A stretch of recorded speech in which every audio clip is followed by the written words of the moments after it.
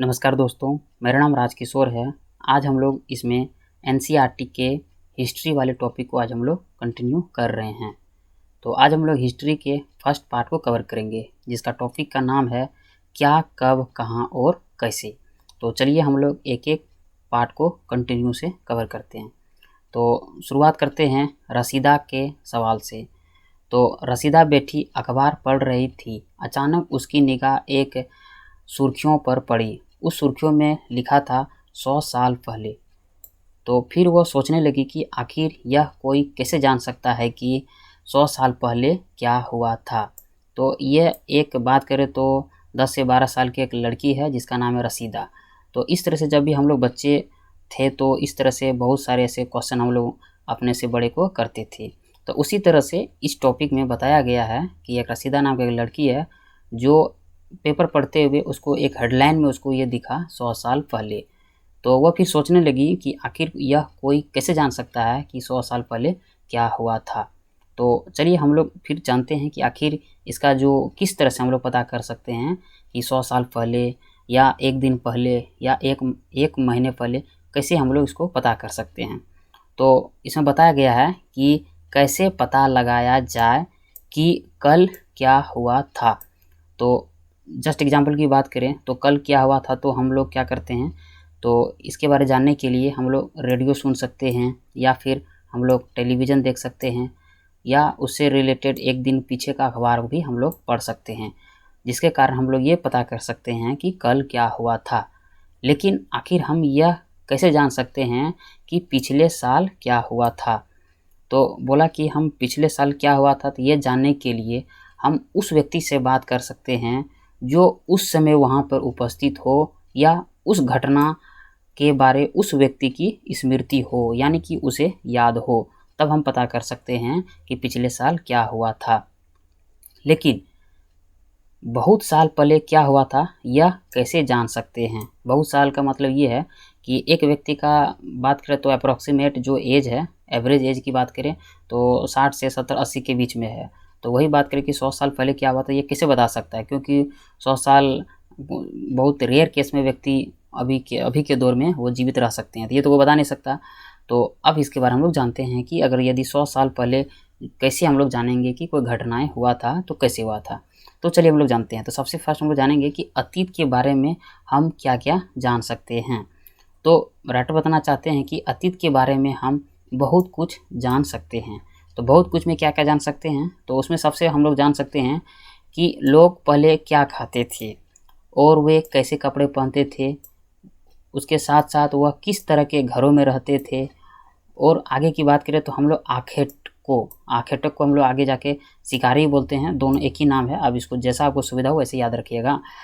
उसके साथ साथ हम लोग पशुपालकों के बारे में जान सकते हैं, कृषकों मतलब कि जो किसान है इसके बारे में भी जान सकते हैं, शासकों के बारे में भी जानेंगे, व्यापारियों के बारे में भी हम लोग जान सकते हैं, और पुरोहितों के बारे, शिल्पकारों के बारे, और उसके साथ साथ कलाकार, संगीतकारों या फिर वैज्ञानिकों के बारे में जानकारी हम लोग हासिल कर सकते हैं। किसके द्वारा, तो हिस्ट्री के द्वारा। यही नहीं, हम यह भी पता कर सकते हैं कि उस समय बच्चे कौन कौन से खेल खेलते थे और कौन कौन सी कहानियाँ सुना करते थे।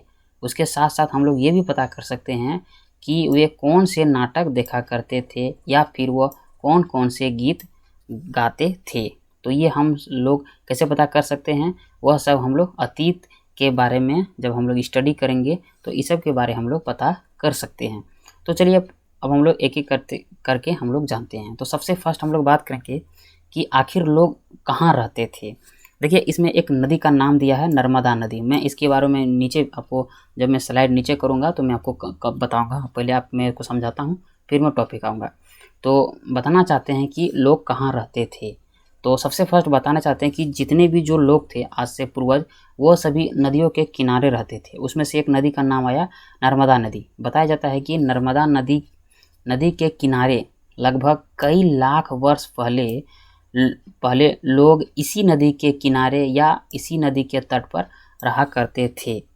और बताया जाता है कि यहाँ पर जितने भी लोग रहने वाले थे वे आरंभिक लोगों में से कुछ कुशल संग्राहक थे। कुशल संग्राहक मतलब कि वह जंगलों से जितने भी फल फूल है उसको लाके संग्रह करते थे और अपना जो जीवन यापन है उसको करते थे, तथा जो आसपास के जंगलों की विशाल संपदा से परिचित थे, और वे अपने भोजन के लिए जड़ों, फलों या जंगल के अन्य उत्पादों का यहीं से संग्रह किया करते थे, और वे जानवरों का शिकार भी किया करते थे।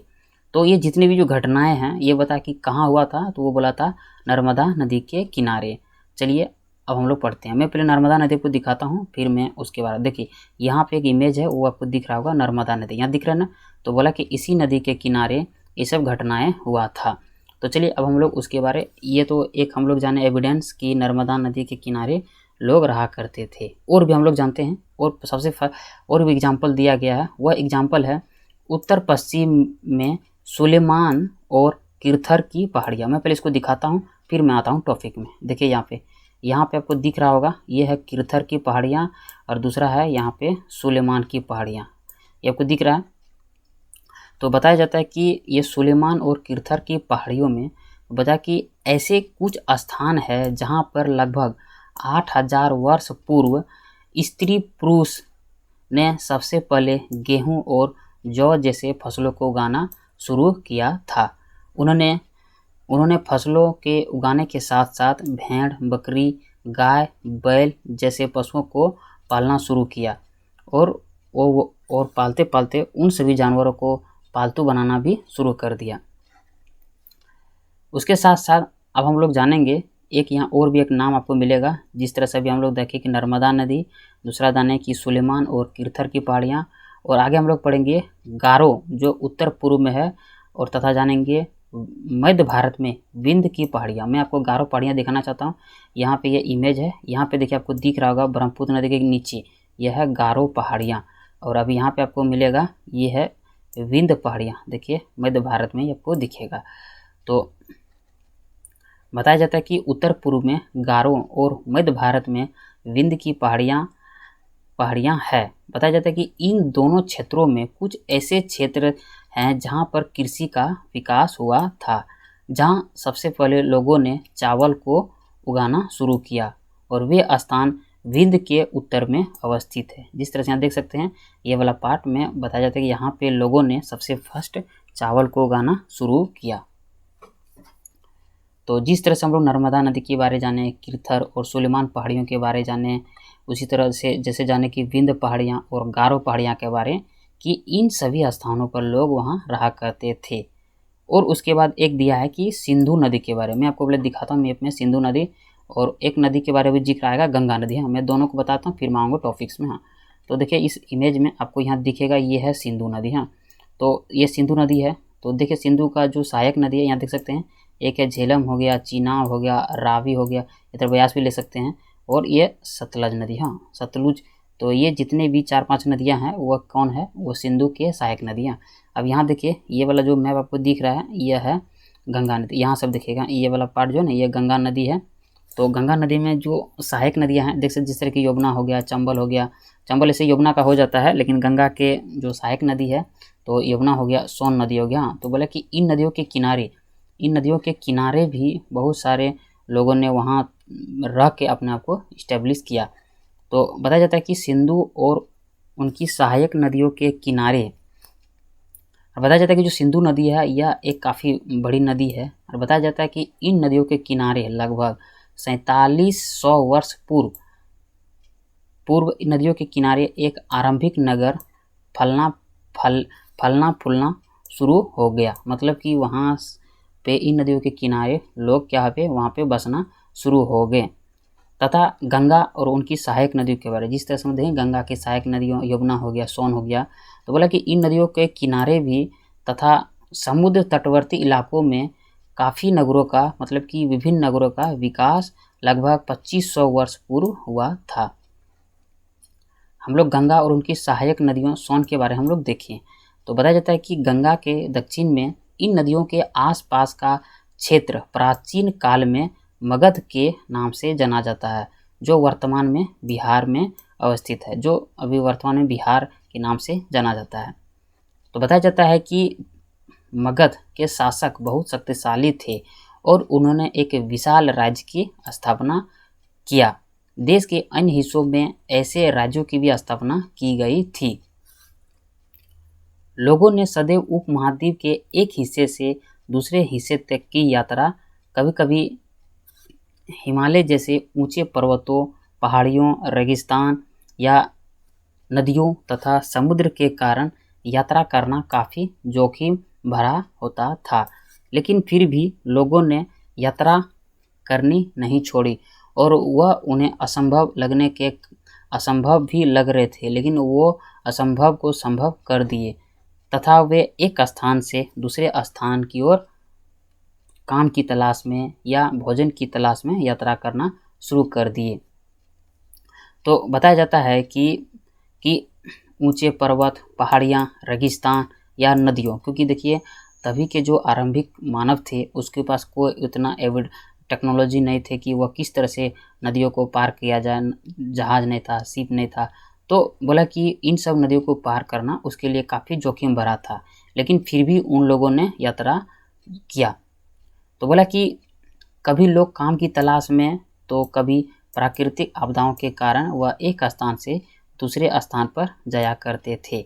कभी कभी लोग सेनाएं दूसरे क्षेत्रों पर विजय हासिल करने के लिए जाया करते थे, जिसके अतिरिक्त व्यापारी कभी काफिले में तो कभी जहाज़ों में या फिर अपने साथ मूल्यवान वस्तुएं लेकर एक स्थान से दूसरे स्थान पर जाया करते थे। और की बात करें तो बहुत सारे धार्मिक गुरु जो लोगों को शिक्षा और सलाह देते हुए भी एक गांव से दूसरे गांव तक यात्रा किया करते थे। कुछ लोग नए और रोचक स्थानों को खोजने की चाह में उत्सुकतावश भी यात्रा किया करते थे।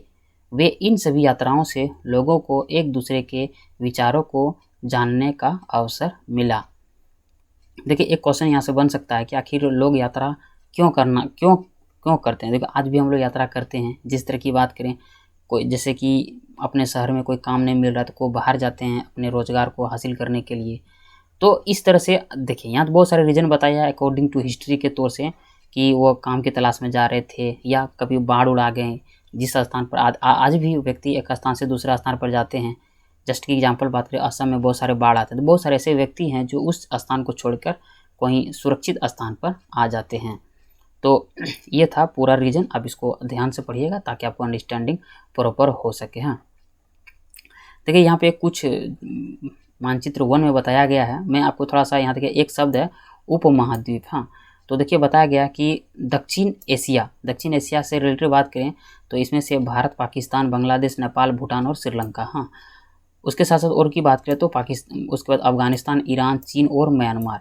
बोला कि ये सब जितने भी जो पड़ोसी देशों को दर्शाया गया है यह दक्षिण एशिया का एक महाद्वीप से छोटा है, लेकिन विशालता तथा बाकी एशिया से समुद्रों, पहाड़ियों तथा पर्वतों से बटे होने के कारण इसे प्रायः उपमहाद्वीप कहा जाता है। देखिए भारत एक उपमहाद्वीप देश है, इसको ध्यान से देखिएगा।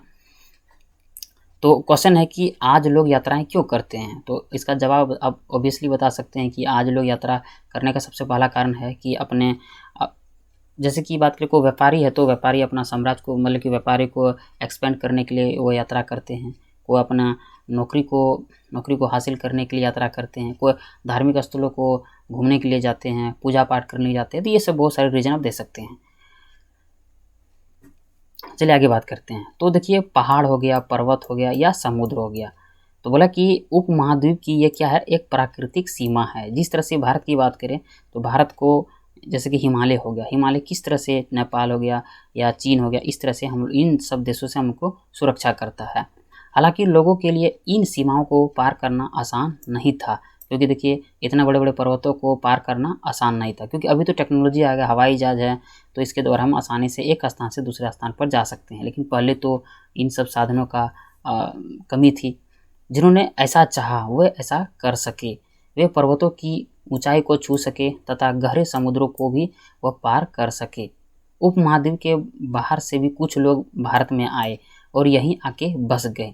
लोगों के इस आवागमन ने हमारी सांस्कृतिक परंपरा को समृद्ध किया तथा कई सौ वर्षों से लोग पत्थर को तराशने, संगीत रचने और यहाँ तक कि भोजन बनाने के नए तरीकों के बारे में एक दूसरे के विचारों को अपनाते रहे।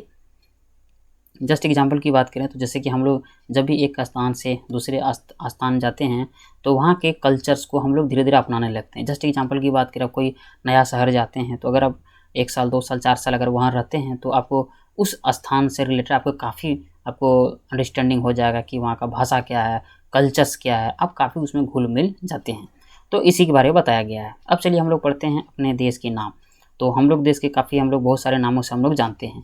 तो बताया जाता है कि अपने देश के लिए प्रायः हम सब इंडिया या भारत जैसे नामों का प्रयोग करते हैं। बताया जाता है कि जो इंडिया शब्द है वह बना है इंडस से निकला है, जिसे हम लोग संस्कृत में सिंधु कहा जाता है। आगे की बात करें, लगभग बताया जाता है कि 2500 वर्ष पूर्व उत्तर पश्चिम की ओर से आने वाले ईरानियों और यूनानियों ने सिंधु को हिंदोस या इंडोस कहकर पुकारते थे और इस नदी के पूर्व में स्थित भूमि प्रदेश को वह इंडिया कहते थे। ये तो हो गया ईरानियों और यूनानियों ने जितने जो सिंधु है उसको क्या बोलते थे, हिंदोस या इंडोस। और सिंधु नदी के पूर्व में जो भी स्थल था, क्योंकि सिंधु नदी के पूर्व में बात करें तो पूरा भारत के ही सब पार्ट आएंगे, तो बोला कि इस प्रदेश को वह इंडिया कहा करते थे।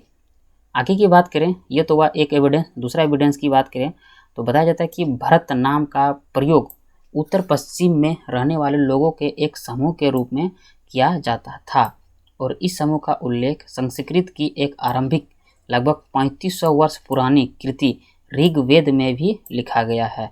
आपको पता होगा टोटल 4 वेद हैं, ऋग्वेद, यजुर्वेद, सामवेद और अथर्ववेद। इसके बारे हम लोग आगे नेक्स्ट भी पढ़ेंगे। तो बताया जाता है कि ऋग्वेद में भी भरत के नाम का जिक्र किया गया है, जो लगभग 3500 वर्ष पुरानी है। बाद में इसका प्रयोग देश के लिए होने लगा। चलिए आगे हम लोग पढ़ते हैं कि अतीत के बारे में हम कैसे जानें। बोला कि अतीत की जानकारी हम कई तरह से प्राप्त कर सकते हैं। तो इनमें से एक तरीका है अतीत में लिखी गई पुस्तकों को ढूंढना और उन्हें पढ़ना, तथा दूसरा है कि पुस्तकें, जितने भी जो पुस्तकें हैं, क्या होता है, ये हाथों से लिखी होती है। बताया जाता है कि जो पुस्तकें हाथों से लिखी होती है उन्हें पांडुलिपि कही जाती है और पांडुलिपि को अंग्रेजी में मनुस्क्रिप्ट शब्द कहा जाता है, जो एक मिन्यू शब्द से बना है, जिसका जो अर्थ होता है हाथ से, मतलब कि हाथ से लिखा हुआ। क्योंकि देखिए पहले के ज़माने में टेक्नोलॉजी नहीं, इतना पेन था, तो तभी लोग क्या करते थे, पेड़ों के छालों में अपने भावनाओं को, अपने विचारों को वो प्रकट करते थे। और इन्हीं सब को हम लोग क्या बोलते हैं, पांडुलिपि कहते हैं। तो बताया जाता है कि जो पांडुलिपि है प्रायः ताड़पत्रों या हिमालय क्षेत्र में उगने वाले भुर्ज नामक पेड़ की छालों में विशेष तरीकों से तैयार भोजपत्र पर लिखी जाती है। देखिए ये जितने भी जो आप देख सकते हैं, एक इमेज दिया गया है, यह है भोजपत्र, इसमें लिखा गया है। तो देखिए इसमें ताड़पत्र से रिलेटेड कुछ एक बात इसमें बताया गया है। ये जो इमेज बताया गया था, यह बताया जाता है कि 1000 वर्ष पहले लिखी गई है। आपको देखिए दिख रहा भी रहा होगा। तो बताता है कि किताब बनाने के लिए ताड़ के पत्तों को काट कर उन्हें अलग अलग हिस्सों में एक साथ बांध दिया जाता है। जिस तरह से अभी के जो बुक्स हैं, किस तरह से पेजों में उसको समेटा जाता है, उस तरह से तभी पेड़ों के छालों को एक साथ बांधकर बुक बनाया जाता था। उनमें से जो जिसका प्रयोग किया जाता था वो था भुर्ज पेड़। भुर्ज की छाल काफ़ी बड़े होते हैं, जो काफ़ी उसमें लिखने का प्रयोग किया जाता है। भुर्ज की पेड़ की छाल से बनी ऐसे ही एक पांडुलिपि को यहाँ दर्शाया गया है। बताया जाता है कि इतने वर्षों में इनमें से कई पांडुलिपियों में कीड़ा लग गया, क्योंकि देखिए आप पेड़ के छालों में लिखेंगे तो ऑब्वियस सी बात है कि वो उसका जो लाइफ टाइम है वो काफ़ी ज़्यादा दिन रहेगा नहीं, वो साल 2 साल 5 साल 10 साल में वो ऐसे भी उसमें कीड़े लग के वो समाप्त हो जाएंगे। तो जिस तरह से आप एग्जाम्पल की ओर की बात करें, अगर हम लोग पहला दूसरा के अगर बुक अब रखे होंगे तो उसको आप गौर से देखिएगा तो शायद आपको लगेगा कि उसमें कीड़ा दिया लग चुका है। तो बोला कि इस तरह से बहुत सारे ऐसे पांडुलिपि हैं जिसमें कीड़े लग गए हैं या उन्हें कीड़ों ने खा लिया है, तथा कुछ नष्ट भी करा दिए गए हैं। फिर भी ऐसे बहुत सारे ऐसे पांडुलिपियाँ हैं जो आज भी उपलब्ध हैं। प्रायः ये पांडुलिपि हम लोग को जो मिले हैं वह मंदिर और विहारों से प्राप्त हुए हैं। और इन पुस्तकों में हमें धार्मिक, यो पांडुलिपि से हम लोग को क्या मिलते हैं, धार्मिक मान्यताओं या व्यवहारों, राजाओं के जीवन, औषधियों या विज्ञान आदि सभी विषयों के बारे में चर्चा लिखी हुई है। इनके अतिरिक्त हमारे यहाँ पर महाकाव्य, कविताएं, नाटक भी हैं। इनमें से कई संस्कृत में लिखे हुए मिलते हैं, जबकि बहुत सारे ऐसे पांडुलिपि हैं जिनमें प्राकृतिक और तमिल भाषाओं का भी प्रयोग किया गया है। बताया जाता है कि प्राकृतिक भाषा का प्रयोग खासकर आम लोग किया करते थे। चलिए अब हम लोग अभिलेख के बारे में हम लोग जानेंगे। हम लोग जाने पांडुलिपि के बारे, अब हम लोग जानेंगे अभिलेख के बारे में। हम अभिलेखों का अध्ययन कर सकते हैं। अभिलेख किसे बोलते हैं? तो ऐसा लेख जो पत्थर अथवा धातु जैसी कठोर सतहों पर लिखी गई हो, उसे हम लोग अभिलेख कहते हैं। कभी कभी शासक अथवा अन्य लोग अपने आदेशों को इस तरह से उत्कीर्ण करवाते थे ताकि लोग उन्हें देख सके और पढ़ सके तथा उनका पालन वह कर सके। आज की भी एग्जाम्पल की बात करें तो आज भी हम लोग कोई भी नदी, कोई भी सड़क हो गया या कोई पुल बनता है तो उसके साइड में एक हम लोग पत्थर में लिखवा देते हैं कि ये इसके सरकार के द्वारा सौजन्य से किया गया है। ऐसा क्यों? क्योंकि पत्थर में एक बार लिखा जाने के बाद वह उसमें न टूटने का संभावना होता है न भंगने का, और उसका जो टिकाऊपन है काफ़ी लॉन्ग टर्म होता है। तो बोला कि और इसका करने का ये कारण है कि ताकि लोगों को पता चले। तो बोला कि तभी मतलब कि इतिहास में पहले भी लोग ऐसा क्या करते थे। तो कुछ अन्य प्रकार के अभिलेख भी मिले हैं जिनमें से राजाओं और रानियों सहित अन्य स्त्री पुरुषों ने भी अपने कार्यों के विवरण को उत्कीर्ण करवाए हैं। उदाहरण के लिए यहाँ एक इमेज दिया गया है जो इसमें बताया जाता है कि शासक लड़ाइयों में अर्जित विजयों को लेखा जोखा करते हैं। इसमें से शासक के द्वारा लिखा गया एक यहाँ पे या एक अभिलेख है। इसके अतिरिक्त कई अन्य वस्तुएं अतीत में बनी और प्रयोग में लाई जाती थी। ऐसी वस्तुओं का अध्ययन करने वाले को हम लोग पुरातत्वविद कहते हैं। पुरातत्वविद पत्थर और ईंट से बनी इमारतों के अवशेष, चित्रों या मूर्तियों का अध्ययन करते हैं। औजारों, हथियारों, पत्थरों और आभूषण। यहाँ पे देखिए एक साइड में एक इमेज दिया गया। मैं इससे पहले ये वाला बता देता हूँ कि यहाँ पे जो अभिलेख के बारे में क्या बताया गया। ये जो अभिलेख दिया हुआ है वो बताया जाता है कि लगभग 2250 वर्ष पुराना। देखिए कितना पुराना दिया गया है। और ये बताया कि जो अभिलेख है वो अफगानिस्तान के कंधार से प्राप्त हुआ है। और यह अभिलेख बताया जाता है कि अशोक नामक शासक के आदेश के द्वारा इसको लिखवाया गया था। और इस शासक अशोक के बारे में हम लोग नेक्स्ट जो आगे जो टॉपिक है उसके बारे में हम लोग जानेंगे। तो बोला कि जब हम कुछ लिखवाते हैं तब हम किसी लिपि का प्रयोग करते हैं। और बोला कि लिपियां अक्षरों या संकेतों से बनी होती है। और जब हम कुछ बोलते हैं अथवा कुछ हम पढ़ते हैं तो हम एक भाषा का प्रयोग करते हैं।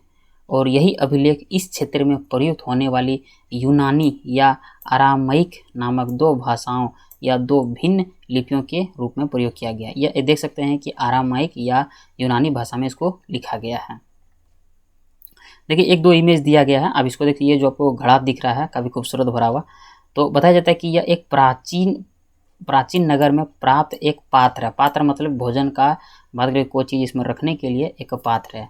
और बताया जाता है कि इस तरह के पात्रों का प्रयोग लगभग 4700 वर्ष पूर्व होता था। उसके बाद देखो दो चित्र और भी यहाँ दिया गया है। तो बोला कि एक पुराना चांदी का सिक्का है। यहाँ देख सकते हैं ये जो इमेज दिख रहा है वह एक चांदी का सिक्का के बारे में दिखाया गया है। और इन सब का प्रयोग लगभग 2500 वर्ष पूर्व होता था। और नीचे भी एक जो दिया गया है। तो बोला कि आज भी अगर बात करें तो हमारे द्वारा आज प्रयोग में लाई जाने वाले अनेक सिक्के में से काफ़ी भिन्नता है। देखिए अभी के सिक्के राउंडेड फॉर्म में होते हैं और तभी के सिक्के देखिए किस तरह से होते थे। बोला कि सिक्कों की प्राप्ति के लिए छानबीन तथा खुदाई भी किया करते हैं। वो कौन करते हैं? वह पुरातत्वविद करते हैं। इनमें से कुछ वस्तुएं पत्थर या पकी मिट्टी या कुछ धातुओं की बनी हो सकती है। देखिए जब खुदाई होते हैं तो आपको वहाँ बहुत सारा पत्थर मिलेंगे, पकी हुई मिट्टी मिलेंगे या बहुत सारे धातुओं के बने आभूषण भी मिलेंगे। और बोला कि ऐसे तत्व काफ़ी कठोर और तथा जल्दी नष्ट नहीं होने वाले होते हैं। पुरातत्वविद जानवरों, चिड़ियों या मछलियों की हड्डियों को बारे में पता करते हैं, क्योंकि पुरातत्वविद का मेन उद्देश्य जो है वो है हिस्ट्री, मतलब कि एग्जीबिशन करना, हिस्ट्री से रिलेटेड जहाँ भी उसको कुछ एविडेंस मिले उसके बारे में खुदाई करना और पता करना। तो वो अक्सर जानवरों, चिड़ियों या मछलियों से रिलेटेड जो भी उसको हड्डी मिल जाए, कुछ एविडेंस मिल जाए, उसको वह खुदाई करते हैं। और इससे यह जानने में उसको बड़ी मदद मिलती है कि अतीत में लोग क्या खाते थे तथा वह वनस्पतियों के अवशेष बहुत मुश्किल से बच पाते हैं, क्योंकि देखिए अभी पेड़ पौधे को आप काट दीजिएगा तो वो ऐसे भी 1-2 साल में उसका एविडेंस खत्म हो जाएगा। तो यदि अन्न के दाने अथवा लकड़ी के टुकड़े जल जाते हैं तो वे जले हुए रूप में बचे रहते हैं। तो ये देखिए बता रहे हैं कि जितने पुरातत्वविद है वो खासकर जानवरों, हड्डियों और मछलियों की हड्डियों को ढूंढते हैं, क्योंकि ये जो हड्डी है काफ़ी लॉन्ग टर्म तक वो रह जाते हैं, इसलिए ढूंढते हैं। क्योंकि देखिए अगर बात करें तो हम लोग जैसे वनस्पति है क्या खाएं हैं, उसका चौकला को अगर रख दिया जाए छिलका को, तो वो ऐसे भी 1-2 साल में ख़त्म हो जाएंगे। तो वो बात करें तो पुरातत्वविद के लिए वो काफ़ी अच्छे नहीं है, लेकिन हड्डी उसके लिए काफ़ी, क्योंकि उससे वो पता कर सकते हैं कि ये जो एविडेंस है, ये बोन्स है, वो कब का है। देखिए पांडुलिपि, अभिलेख तथा पुरातत्व से ज्ञात जानकारियों के लिए इतिहासकार प्रायः एक स्रोत शब्द का प्रयोग करते हैं।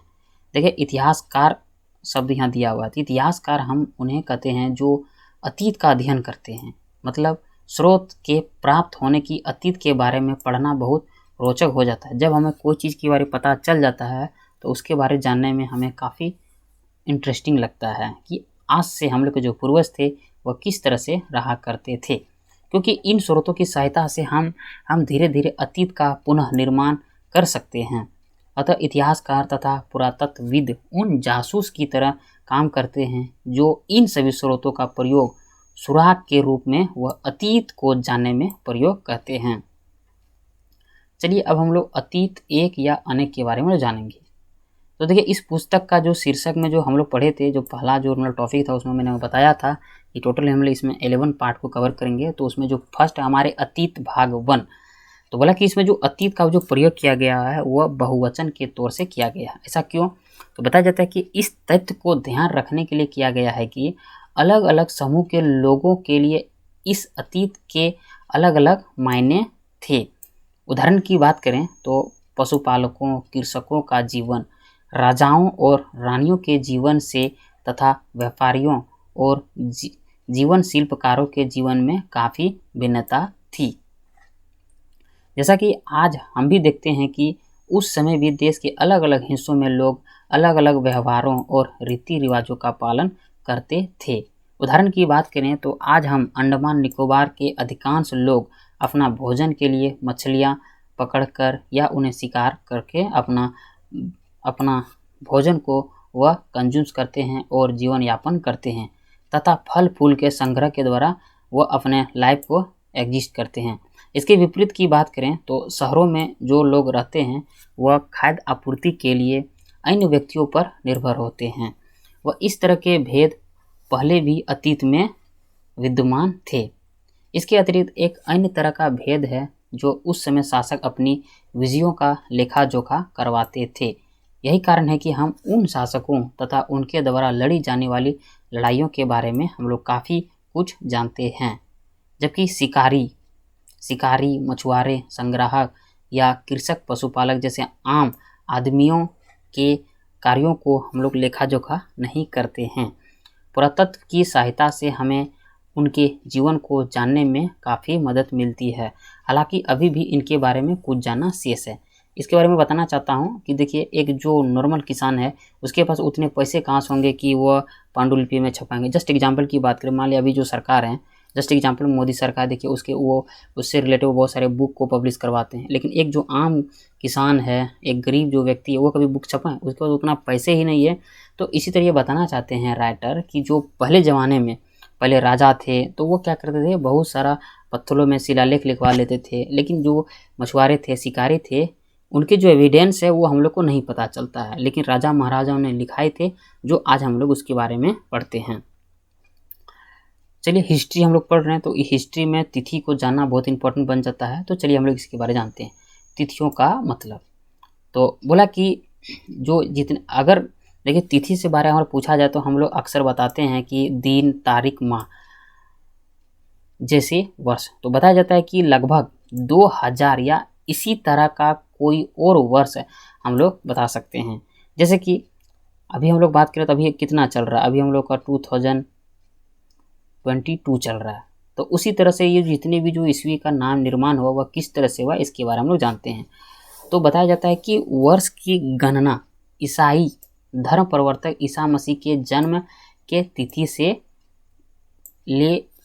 से की गई है। ऐसा क्यों? तो बताया जाता है कि अतः 2000 वर्ष का तात्पर्य, 2000 वर्ष कहने का तात्पर्य यह है कि ईसा मसीह के जन्म के 2 वर्ष के बाद से है। देखिए, ईसा मसीह के जन्म के पूर्व की सभी तिथियों को हम लोग ईसा पूर्व कहते हैं। और तथा देखिए, इस पुस्तक में देखिए ईसा मसीह का जन्म से पहले की जितनी भी जो घटनाएं थी उसको हम लोग ईसा पूर्व के नाम से जानते हैं। और इस पुस्तक में हम लोग 2000 को एक आरंभिक बिंदु को मानकर हम लोग आगे कंटिन्यू करेंगे। यहाँ कुछ फुल फॉर्म दिया है, आप इसको याद रख लेगा, बेटर रहेगा आप लोग के लिए भी। देखिए, बीसी जो दिया है ना, उसको हम लोग हिंदी में ईसा पूर्व बोलते हैं, और जो बीसी का जो फुल फॉर्म होता है वो है बिफोर क्राइस्ट, या इसको ईसा पूर्व भी कहते हैं, याद रख लेगा। कभी कभी हम लोग कुछ तिथियों के पहले भी हम आप लोग को एडी मिलेगा, या हिंदी में एडी को ई के नाम से जानेंगे। हाँ, और कहीं कहीं आपको इसमें से एडी का जो फुल फॉर्म होगा वो होगा एनी डोमिनी, ये याद रखिएगा, ये दोनों लैटिन शब्द से बना हुआ है। इसका जो तात्पर्य है वह है ईसा मसीह के जन्म के वर्ष। जहाँ पे आपको ई दिखे मतलब कि वह ईसा मसीह के जन्म से ही है। कभी कभी हम लोग एडी जो होता है ना, एडी की जगह आजकल हम लोग सीई का प्रयोग करते हैं, तथा बीसी की जगह आज हम लोग बीसीई का प्रयोग करते हैं। देखिए, जो सीई है, सीई का जो फुल फॉर्म होता है वो है कॉमन ईरा, और जो बीसीई है इसका जो फुल फॉर्म दिया हुआ वह है बिफोर कॉमन ईरा, याद रख लीजिएगा। तो बोला कि इन सब का हम लोग प्रयोग करते हैं। कुछ एक्स्ट्रा में दिया हुआ है, मैं इसको बताना चाहता हूँ कि जिस तरह से बात करें, अभी हम लोग अभिलेख के बारे में पढ़ें कि अभिलेख जितने भी थे वो कठोर, खासकर कठोर सतहों पर उसको लिखवाए जाते थे। इनमें से कई अभिलेख कई 100 वर्ष पूर्व लिखे गए थे। सभी अभिलेखों में लिपियों और भाषाओं का प्रयोग हुआ था। समय के साथ साथ इन अभिलेखों में प्रयुक्त भाषाओं तथा लिपियों में बहुत बदलाव आ चुका है। विद्वान यह कैसे जान पाते हैं कि क्या लिखा था? इसका पता एक हम लोग अज्ञात लिपि का अर्थ निकालने की एक प्रक्रिया द्वारा लगाया जा सकता है। इस प्रकार से अज्ञात लिपि को जानने के लिए एक प्रसिद्ध कहानी उत्तरी अफ्रीका देश मिस्र से मिलती है, जो लगभग 5000 वर्ष पूर्व यहाँ राजा रानी रहा करते थे। मिस्र के उत्तर तट पर बताया जाता है कि रोसेस्टा नाम का एक कस्बा था। यहाँ से एक जैसा उत्कीर्ण पत्थर मिला है जिस पर एक ही लेख 3 भिन्न भिन्न भाषाओं तथा लिपियों, यूनानी और मिस्र लिपि के 2 प्रकारों में है। कुछ विद्वान यूनानी भाषा पढ़ सकते थे। उन्होंने बताया कि यहाँ राजा और रानियों के नाम एक छोटे से फ्रेम में दिखाए गए हैं, जिन्हें हम लोग कारतूस कहा जाता है। इसके बाद विद्वानों ने यूनानी तथा मिस्री संकेतों को अगल बगल रखते हुए मिस्री अक्षरों को समानार्थक ध्वनियों की पहचान की। जैसा कि हम ये देख सकते हैं कि यहाँ एल अक्षर के लिए शेर और ए अक्षर के लिए चिड़िया के चित्र बने हुए हैं। और एक बार जब उन्होंने यह जान लिया कि विभिन्न अक्षरों के किनके लिए प्रयुक्त हुए हैं, तो वे आसानी से एन को पहचान सकते हैं। तो देख सकते हैं यहाँ जिस तरह से जो भी डिज़ाइन दिया हुआ है, देख सकते हैं कि एल के लिए यहाँ शेर का चित्र किया गया है। तो इस तरह से बहुत सारे जितने भी इतिहासकार हैं वो इस तरह से वो स्टडी करते हैं और वो जानकारी प्राप्त करते हैं कि जो इतिहास की जो घटनाएं थी वो किस तरह से घटित थी। तो ये था फर्स्ट पार्ट, हम लोग ने काफ़ी बारीकी के साथ इसको कवर किया। तो आशा करता हूँ कि आपको इस टॉपिक में बहुत सारे जानकारी प्राप्त हुए होंगे। नेक्स्ट पार्ट हम लोग कवर करेंगे आगे, तो वीडियो में बने रहिए। Thank you very much.